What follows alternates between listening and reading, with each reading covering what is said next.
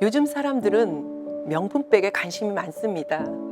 새로운 명품백이 나올 때면 사람들이 새벽부터 길게 줄을 서 있고 코로나19라는 어려운 상황에서도 없어서 못 팔고 있다는 이야기를 뉴스를 통해 접하게 됩니다.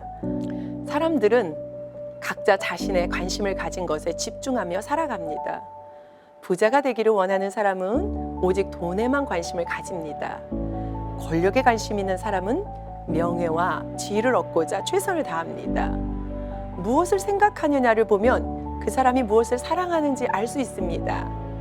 우리가 지금 많이 생각하는 것이 돈이든 자식이든 명예든 그것이 우리 각자의 관심사이고 그것을 사랑하고 있는 것입니다. 여러분은 지금 무엇에 관심을 가지고 계십니까? 사랑이라는 말은 우리의 마음을 따뜻하고 기분 좋게 만들어줍니다. 그래서 사람들은 자녀의 이름에 사랑이라는 단어를 사용합니다. 사랑은 하나님이 우리에게 가장 먼저 주셨고 우리는 그 사랑 때문에 구원의 은혜와 감격을 누리고 살아가고 있습니다. 주님을 아주 깊이 사랑했던 한 여인이 있었습니다. 이 여인은 주님께 깊은 위로가 되어 주었습니다. 이 여인은 바로 나사로의 누이 마리아입니다. 예수님은 베다니에 오실 때면 나사로의 가정을 방문하셨습니다. 나사로와 마르다와 마리아 이 3남매를 매우 사랑하셨습니다. 3남매 중 마리아는 예수님이 집에 오실 때면 항상 예수님의 발치에서 말씀을 듣기를 좋아했습니다. 예수님의 말씀을 들으며 주님을 알아갔습니다. 마리아는 주님이 너무 좋았습니다. 그래서 주님과 함께 하며 그분의 말씀 듣는 것이 행복했습니다.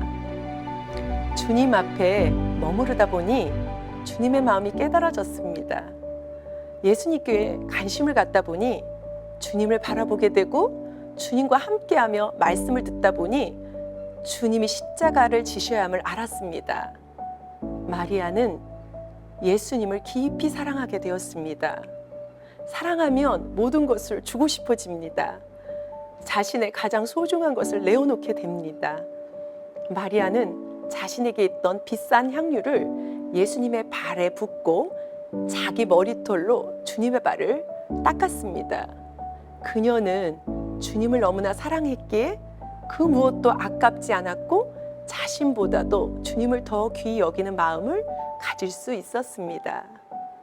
십자가를 지시기 일주일 전 예수님의 마음은 복잡하고 괴로웠습니다. 3년을 함께한 제자들은 예수님의 마음과 생각을 전혀 알지 못했습니다.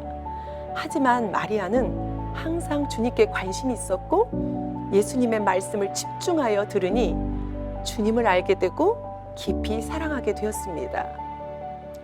주님에 대한 사랑이 그녀를 헌신하게 하였고 주님께 큰 위로가 되었습니다. 요한복음 12장 7절은 말씀합니다. 예수께서 이르시되 그를 가만두어 나의 장래할 날을 위하여 그것을 간직하게 하라. 세상은 너무나 화려해서 우리의 눈과 마음이 그곳을 향하게 될 때가 많습니다.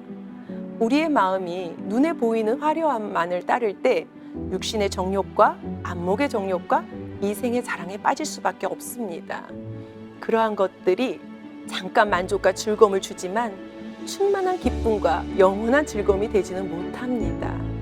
하지만 우리는 어리석어서 눈에 보이는 것을 전부로 착각할 때가 많습니다.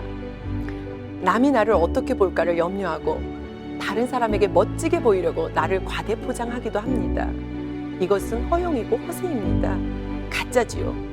세상의 헛된 것에 관심을 두고 집중해서 살아간다면 하나님의 뜻에 어긋나게 되고 하나님과 반대 방향으로 삶을 살아가게 됩니다. 가짜가 너무 잘 꾸며져서 가짜가 진짜인 것 같고 진짜가 좀 뭔가 부족해 보이는 듯한 세상에서 우리가 살아가고 있습니다. 마리아는 무엇에 진짜 관심을 가져야 하고 집중해야 하는 줄을 알았습니다. 자신을 내어드리는 지혜가 있었습니다. 그럴 때 주님께 위로를 드릴 수 있었고 주님의 칭찬을 받았습니다. 눈에 보이는 화려함이 아닌 진리 되신 예수님께 집중함으로 주님을 더 사랑하여 헌신할 수 있는 저와 여러분 되시기를 소망합니다.